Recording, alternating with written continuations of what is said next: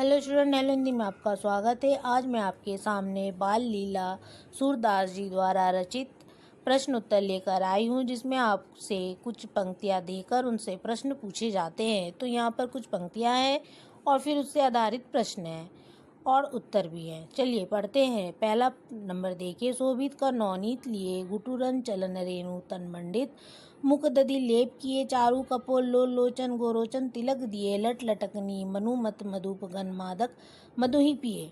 प्रश्न है, कवि और कविता का नाम लिखिए। तो उत्तर क्या होगा? कवि का नाम सूरदास और कविता का नाम बाल लीला है। 2 नंबर प्रश्न देखिए। कवि किस भक्ति शाखा के कवि थे? तो उत्तर है कवि सूरदास भक्ति काल की सगुन काव्य धारा के अंतर्गत आने वाली कृष्ण काव्य धारा के कवि थे। कृष्ण ही उनके आराध्य देव है। 3 नंबर प्रश्न देखिए। प्रस्तुत काव्यांश में कौन सा रस है, सा प्रसंग स्पष्ट करें। तो उत्तर होगा प्रस्तुत काव्यांश में वात्सल्य रस है। वात्सल्य का संबंध बच्चों के प्रति प्रेम से मिलने वाले आनंद से होता है। कवि सूरदास ने श्री कृष्ण की बाल लीलाओं का सुंदर और मोहक वर्णन किया है। 4 नंबर प्रश्न देखिए। कृष्ण का बाल रूप कवि को किस प्रकार मोहित करता है?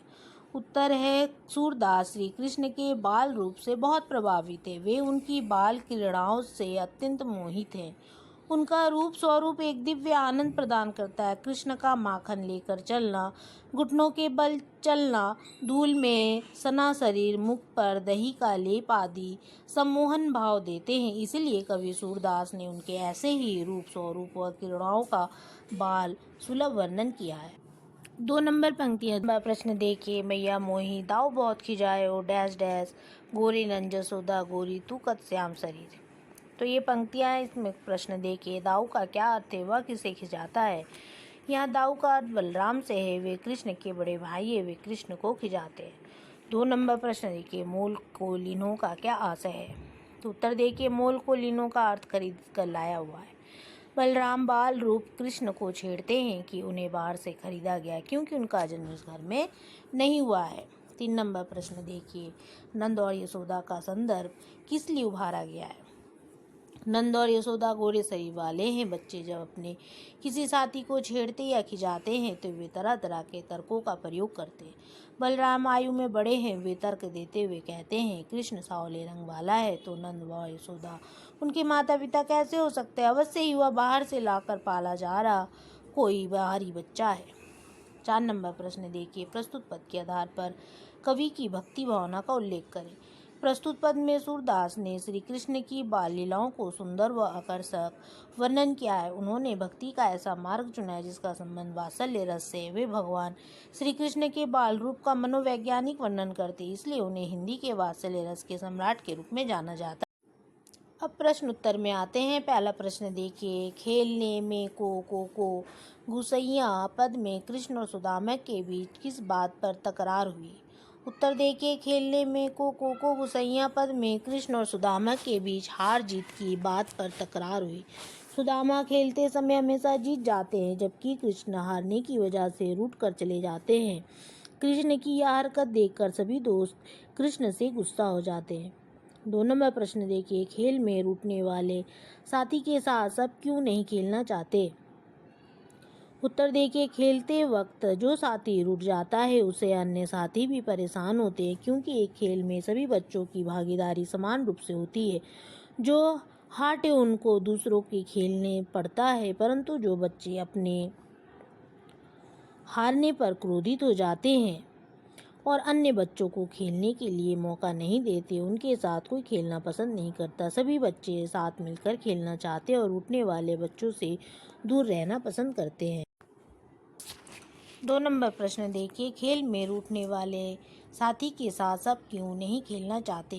खेलते वक्त जो साथी रूठ जाता है उससे अन्य साथी भी परेशान होते हैं, क्योंकि एक खेल में सभी बच्चों की भागीदारी समान रूप से होती है। जो हार गए उनको दूसरों को खेलने देना पड़ता है, परंतु जो बच्चे अपने हारने पर क्रोधित हो जाते हैं और अन्य बच्चे को खेलने के लिए मौका नहीं देते, उनके साथ कोई खेलना पसंद नहीं करता। सभी बच्चे साथ मिलकर खेलना चाहते हैं और रूठने वाले बच्चों से दूर रहना पसंद करते हैं। 3 नंबर प्रश्न देखिए। खेल में कृष्ण के रूठने पर उनके साथियों ने उन्हें डांटते हुए क्या क्या तर्क दिए? खेल में कृष्ण के रूठने पर उनके साथियों ने उन्हें डांटते हुए निम्नलिखित तर्क दिए। पहला, कृष्ण के साथियों ने उनसे कहा कि खेल में हारने पर गुस्सा होना बुरी बात है। 2, हम सभी एक समान हैं, खेल में कोई भी किसी से छोटा नहीं है। 3, आपका हम पर क्रोधित होना सही नहीं, क्योंकि हम आपके मित्र हैं, ना कि आपके माता पिता। 4, हम आपके साथ नहीं खेलेंगे यदि आप ऐसे ही रुष्ट होते रहे। 4 नंबर प्रश्न देखिए, कृष्ण ने नंद बाबा की दुहाई देकर दांव क्यों दिया?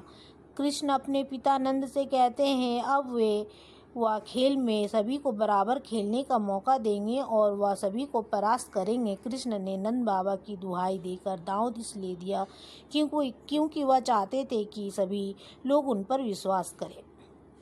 5 नंबर प्रश्न, इस पद से बाल मनोविज्ञान पर क्या प्रकाश पड़ता है? इन पदों में बाल मनोविज्ञान को बहुत अच्छे से बताया गया। इन पदों में बताया गया है कि बच्चे समझदार होते हैं और उन्हें सही गलत का ज्ञान होता है। उन्हें ये भी पता होता है कि कौन छोटा है और कौन बड़ा। उन्हें इस बात का ज्ञान है कि खेल में सभी बराबर होते हैं। अतः कृष्ण अपने पिता के नाम पर मनमानी नहीं कर सकते। वे निर्णय लेने में भी निपुण हैं। वे कृष्ण को चेतावनी देते हुए कहते हैं कि यदि कृष्ण ने यह बेईमानी करना बंद नहीं किया तो कोई भी साथी उनके साथ खेलना पसंद नहीं करेगा। 6 नंबर प्रश्न देखिए, गिरिधर नार नवावती से सखी जा क्या आशय है? प्रस्तुत पंक्तियों के माध्यम से गोपियाँ कृष्ण पर व्यंग करती हैं। इन पंक्तियों का मतलब है, कृष्ण जब बांसुरी बजाते हैं तो अपनी गर्दन झुका लेते हैं, मानो जैसे प्रेम में खो गए हों। इसलिए गोपियों को उनकी बांसुरी अपनी सौत जैसे प्रतीत होती है। गोपियाँ कृष्ण की बांसुरी का कोई कन्या समझती है और उससे गुस्सा करती है। वह कृष्ण पर व्यंग करते हुए कहती है, कृष्ण को अपनी बांसुरी को अपने ओठों से स्पर्श नहीं करना चाहिए, क्योंकि यह बात गोपियों को पसंद नहीं है। 7 नंबर प्रश्न देखिए, कृष्ण के अधरों की तुलना सेज से क्यों की गई है? कृष्ण के अधरों की तुलना सेज से की गई क्योंकि कृष्ण के अधर और सेज की कोमलता बिल्कुल एक जैसी है। जिस प्रकार सेज पर मनुष्य निद्रा करता है, ठीक उसी प्रकार कृष्ण के अधरों का काम बांसुरी की निद्रा है। 8 नंबर प्रश्न देखिए, पठित पाठ के आधार पर सूरदास के काव्य की विशेषताएं बताइए। पठित पाठ के आधार पर सूरदास के काव्य की विशेषताएं निम्नलिखित है। 1, सूरदास के पदों में वात्सल्य रस की बहुता है। 2, सूरदास के पदों में कृष्ण के बाल्यकाल की बहुत सी लीलाएं हैं। 3, सूरदास के पदों में बाल मनोविज्ञान भी है तथा इससे बच्चों के स्वभाव के बारे में भी बताया गया है। 4, सूरदास के पदों में स्त्रियों का भी उल्लेख है। 5, सूरदास के पदों में श्रृंगार रस की भी प्रधानता है। 6, सूरदास ने अपने पदों में उत्प्रेक्षा, उपमा और अनुप्रास अलंकार का भी प्रयोग किया है। और 7, सूरदास के पदों की भाषा ब्रज है और उनमें गहता गुण भी है। इसी तरह के उत्तर देखने के लिए आप मेरे चैनल हेलो हिंदी को सब्सक्राइब करना ना भूलें। धन्यवाद।